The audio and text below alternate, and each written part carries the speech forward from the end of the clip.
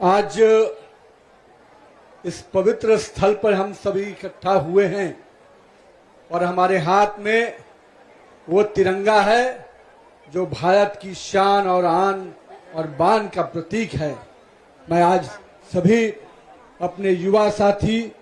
मेरे भारत के भविष्य को बहुत बहुत बधाई देता हूं, बहुत बहुत शुभकामना देता हूं। मंच पे उपस्थित दिल्ली प्रदेश की माननीय मुख्यमंत्री, जिनके नेतृत्व में लगातार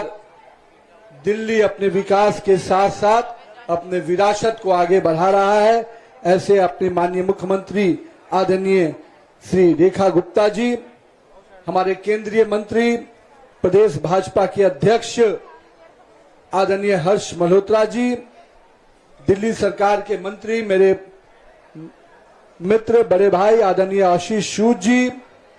दिल्ली सरकार के मंत्री आदरणीय रविंद्र इंदिराज जी, और मंच पर उपस्थित दिल्ली सरकार के एजुकेशन सेक्रेटरी महोदया और हमारे अन्य पदाधिकारीगण, मेरे मीडिया के बंधुगण, सर्वप्रथम इस आज के दिन मैं उस राष्ट्रीय युद्ध स्मारक को नमन करता हूं जिन्होंने, जिस स्थल पर हम कह सकते हैं कि अपने उन वीर शहीदों को नमन करने के लिए, उनको श्रद्धांजलि देने के लिए या उनकी वीर स्मृतियों को सदैव अमर रखने के लिए 70 वर्षों की प्रतीक्षा के बाद वहां पर वो राष्ट्रीय युद्ध स्मारक बना है। कहीं न कहीं आज उस पवित्र स्थल को मैं प्रणाम करता हूं, नमन करता हूं। मित्रों, हम सब के सामने नेताजी सुभाष चंद्र बोस जी की भी प्रतिमा है, जिस प्रतिमा का ये पूरा स्थल कहीं न कहीं उस बात को याद कर रहा है कि ये प्रतिमा भारत के उस बेटे की है जिन्होंने जॉर्ज फिफ्थ को की प्रतिमा यहां पर लगी थी, और आज अपने एक वैसे शहीद की प्रतिमा है, वैसे वीर सेनानी की प्रतिमा है जो हम सबको अपने वीर सपूतों को याद कराता है, उनके कृतियों को याद कराता है। मैं आज के दिन अपने भगत सिंह जी को, बटुकेश्वर दत्त को, हम कह सकते हैं ऐसे वीर सपूतों को हम याद कर रहे हैं जिन्होंने अपने जवानी के दिनों में ही अपनी शहादत देकर इस देश के तिरंगे का सम्मान बढ़ाने का काम किया, इस देश की आजादी की लड़ाई लड़ी थी। मित्रों, आज हमारे युवा साथी यहाँ पर बड़ी संख्या में उपस्थित हुए हैं और जिस तिरंगे के साथ हम यहाँ उपस्थित हुए हैं वो तिरंगा केवल भारत का राष्ट्रीय ध्वज नहीं, भारत के 140 करोड़ नागरिकों का स्वाभिमान का प्रतीक है, उस एकता का प्रतीक है जो हम सबको इस तिरंगे के साथ बांधता है। मित्रों, ये केसरिया रंग हमारे त्याग का प्रतीक है, मध्य में जो श्वेत रंग है वो हमारे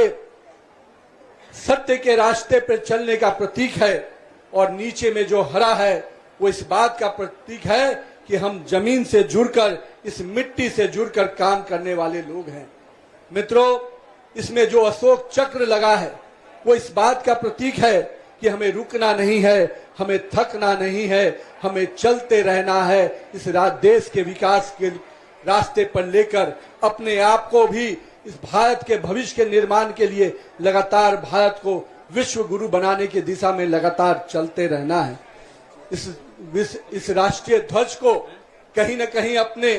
प्रतीक, अपने सम्मान के प्रतीक, अपने स्वाभिमान के इस प्रतीक को निश्चित रूप से हम हर कदम पर लहराते हुए नजर आएंगे। मित्रों, आज के दिन मैं असम के उस कनक लता बरुआ जी को भी याद करना चाहता हूं जिन्होंने स्वाधीनता की उस लड़ाई में अपने जानों की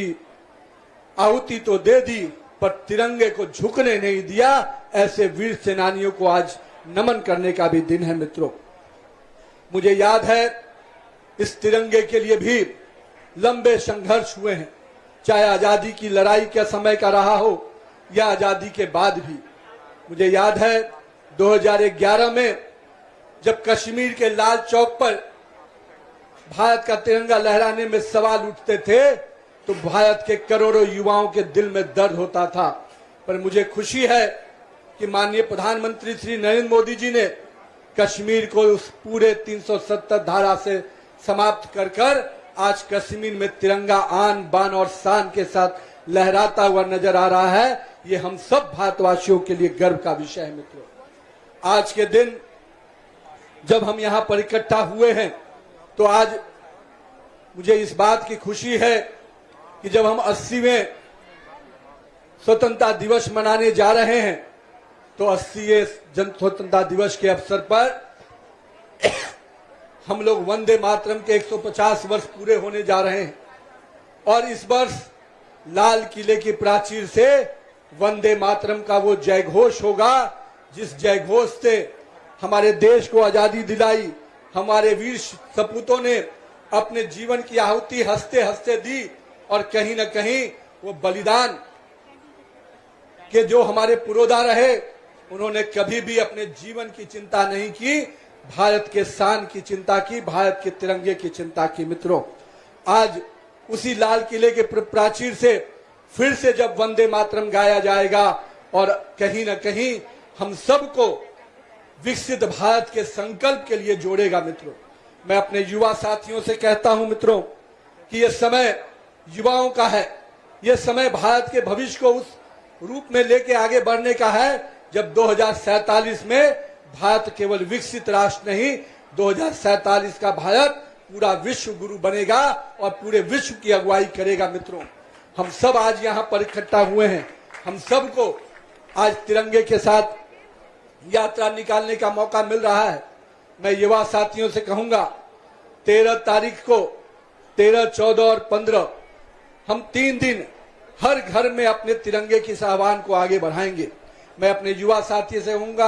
अपने घर पर तिरंगा लहराना है, उस तिरंगे के साथ सेल्फी लेना है और एक संकल्प लेना है कि मैं अपने भविष्य को बनाऊंगा और इस भारत के भविष्य के निर्माण का भी संकल्प हमारा अपना होगा। मित्रों, मैं इसलिए आज अपने बड़ी संख्या में जो युवा साथी आए हैं उनको इस बात के संकल्प के लिए उपस्थित हुआ हूं कि मित्रों, ये देश हम सब युवाओं के संकल्प के लिए आगे बढ़ने का समय है और इस देश को माननीय प्रधानमंत्री नरेंद्र मोदी के नेतृत्व में जिस प्रकार से लगातार नई ऊंचाइयां पर हम आगे लेके जा रहे हैं, आज आप मुझे बताते हुए खुशी हो रही है। इस वर्ष सूर्य पथ तिरंगा लहराया जाएगा, यानी सूर्य की किरणें जहां जहां उगेंगी वहां वहां पूरे विश्व में तिरंगा लहराता हुआ नजर आएगा। तो ये वर्ष कहीं ना कहीं पूरब से पश्चिम तक तिरंगा लहराएगा और अब तक तो सूर्य की किरणें सूर्य के इर्द गिर्द पृथ्वी चक्कर लगाती थी, आज भारत का तिरंगा भी पूरे सूर्य के परिक्रमा के साथ नजर आएगा। कहीं न कहीं ये भारत के बढ़ते प्रभाव का, भारत के उस संकल्प का परिचायक होगा। मैं इस कार्यक्रम के लिए भी माननीय प्रधानमंत्री जी को बहुत बहुत आभार व्यक्त करता हूं। मित्रों, आज के दिन मैं एक और आग्रह करने चाह रहा हूं। आइए हम सब कोई इस विकसित भारत के स्वप्न को एक साथ मिलकर, एक साथ संकल्प लेकर आगे बढ़े, क्योंकि आने वाला समय अगर भारत का है तो आप युवाओं के संकल्प के साथ ही वो सिद्ध होगा। तो आइए इस भारत को आगे बढ़ाने का स्वप्न हम सब मिलकर एक साथ देखें। मैं आज के दिन पुनः आप सबको शुभकामना देते हुए, बधाई देते हुए कि आइए अपने 80वें स्वतंत्र दिवस को जब हम मनाएंगे तो कहीं न कहीं पूरे भारत के उज्जवल भविष्य के संकल्प को आगे लेकर चलेंगे। बहुत बहुत धन्यवाद।